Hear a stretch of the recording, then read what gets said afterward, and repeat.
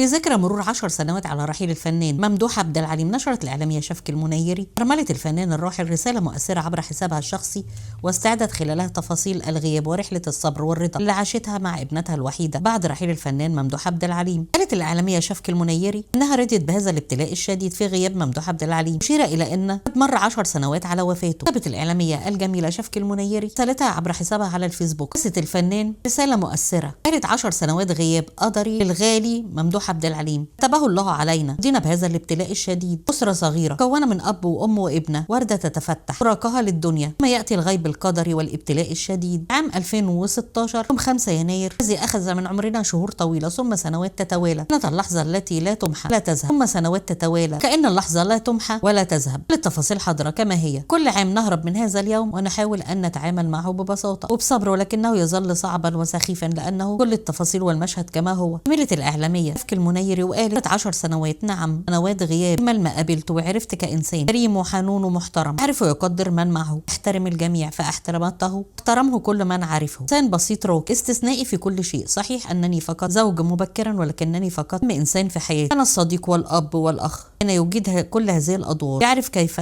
يحمي أسرته، حتى الخلافات كانت معه راقية، أنه يحتوي ويتعامل بإنسانية. دي كانت رسالة زوجة محبة لزوجها، ربنا يرحمه ويتغمده بكامل الرحمة والمغفرة ويصبر قلبها. ودي كانت رسالتها بعد 10 سنوات مرت على رحيل الفنان ممدوح عبد العليم، ربنا يرحمه ويغفر له ويلهمها الصبر والسلوان.